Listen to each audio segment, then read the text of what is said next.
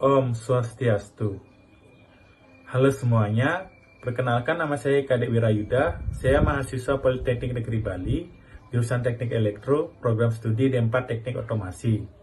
Saya di sini akan menjelaskan proyek IoT yang telah saya buat, yaitu visitor counter menggunakan sensor infrared dengan tampilan UV Dots dan Cayenne. Nah, sensor infrared ini merupakan sensor yang dapat mengidentifikasi cahaya infrared. Sedangkan UV Dots dan Cayenne merupakan sebuah platform IoT. Nantinya pada proyek ini kita dapat menghitung jumlah pengunjung pada ruangan serta keluar masuk pengunjung. Dan datanya nanti ditampilkan pada UV Dots dan Cayenne. Sekian penjelasannya, sekarang kita lanjut ke komponen. Komponen pertama ESP8266. Kedua motor shield ESP. Ketiga motor servo. Keempat, sensor infrared. Kelima, buzzer. Keenam, breadboard. Ketujuh, LED DC 12 volt dan kabel USB yang sudah disambungkan keduanya, yaitu kabel pink pada USB disambungkan ke anoda LED. Kedelapan, kabel jumper. Kesembilan, kabel USB. Sekian dari komponennya, kita lanjut ke rangkaian. Pertama, sambungkan ESP ke motor shield. Kedua, sambungkan pin positif buzzer ke D5 shield dan pin negatif ke ground shield.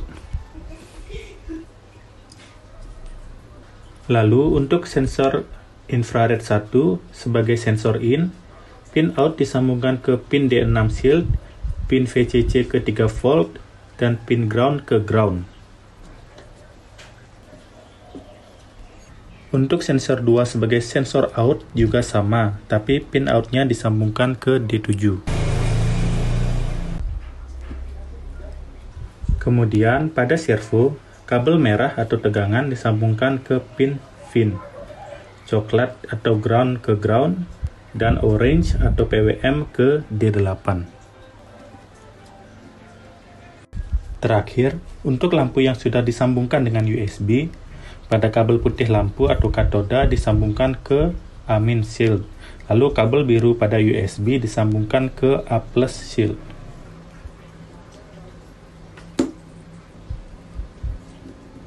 Berikut adalah rangkaian yang sudah selesai. Selanjutnya kita sambungkan kabel USB ESP ke laptop, sedangkan kabel USB lampu ke adapter charger atau power bank. Berikut adalah codingannya. Pada bagian ini SSID diganti dengan nama WiFi dan PAS dengan password WiFi. Pada deklarasi Cayenne kita masukkan username, password, dan client ID yang terdapat pada akun Cayenne. Lalu di deklarasi UV Dots, isi token dengan token yang terdapat pada UV Dots. Selanjutnya adalah sensor. Agar tidak terdapat nilai minus, maka menggunakan fungsi constraint. Limit perhitungannya akan diatur dengan menambahkan batas bawah dan atasnya. Pada bagian sensor 1, jika sensor menerima sinyal balik infrared, maka visitor masuk akan bertambah, dan jumlah visitor dalam ruangan akan bertambah. Servo bergerak 180 derajat ke arah kanan, dan buzzer akan berbunyi tit sekali. Jika keadaan selanjutnya adalah sensor 1 yang tetap menerima sinyal, maka visitor masuk akan bertambah, dan jumlah visitor dalam ruangan akan bertambah.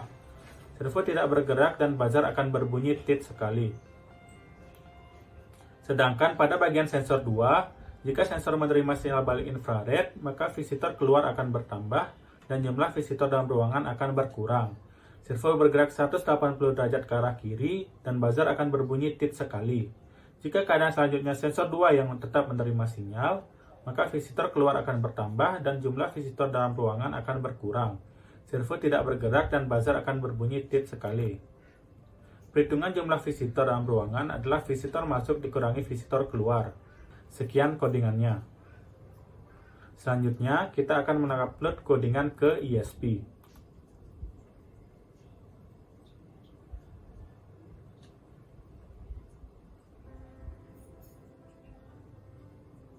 Codingan sudah berhasil diupload, kita beralih ke prinsip kerja.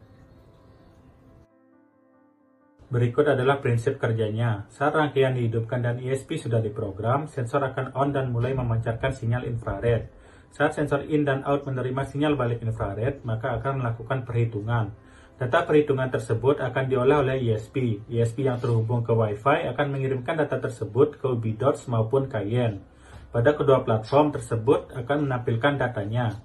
Untuk buzzer akan berbunyi tit pendek setiap sensor 1 dan sensor 2 menerima sinyal balik infrared. Sedangkan pada lampu akan menyala saat ada visitor dalam ruangan. Jika tidak ada visitor, maka lampu mati. Terakhir pada servo, jarum akan berputar 180 derajat ke kanan untuk visitor masuk dan ke kiri untuk visitor keluar. Sekian prinsip kerjanya, kita lanjut ke aplikasi. Berikut adalah platform Ubidots dan Cayenne yang sudah dibuat. Pada Ubidots, ketiga widget ini akan menampilkan data visitor masuk, visitor keluar, dan visitor dalam ruangan, serta terdapat LED indikator. Untuk Cayenne juga sama, akan menampilkan datanya. Sekian untuk aplikasi, kita lanjut ke simulasi rangkaian. Keadaan pertama, jumlah visitor dalam ruangan adalah 0. Saya akan mencoba men-trigger sensor 1. Terlihat jarum servo bergerak ke kanan, lampu menyala dan buzzer berbunyi. Pada Ubidots dan Cayenne terlihat visitor masuk bertambah 1 dan jumlah visitor dalam ruangan juga bertambah 1. Selanjutnya, saya akan mencoba men-trigger sensor 1 lagi. Keadaan kedua, jumlah visitor dalam ruangan adalah 2. Saya akan mencoba men-trigger sensor 2. Terlihat jarum servo bergerak ke kiri dan buzzer berbunyi. Pada Ubidots dan Cayenne, terlihat visitor keluar bertambah 1, namun jumlah visitor dalam ruangan berkurang 1. Selanjutnya, saya akan mencoba men-trigger sensor 2 lagi. Demikian simulasinya, kita lanjut ke kesimpulan. Kesimpulan yang didapat dari project 4 ini adalah, dengan sensor infrared, kita dapat membuat sebuah simulasi pintu otomatis. Lalu untuk kedua platform, sudah baik digunakan dalam pembuatan project IoT. Namun dalam percobaan terdapat kelebihan dan kekurangannya. Untuk Ubidots, tampilan web pada mobile sudah responsif. Namun untuk menampilkan data pada desktop harus di-refresh terlebih dahulu. Untuk Cayenne tidak perlu refresh terlebih dahulu, namun tampilan web pada mobilenya tidak responsif. Sekian penjelasan saya dari project 4 ini. Terima kasih sudah menonton sampai selesai. Saya akhiri. Om Santi Santi Santi Om.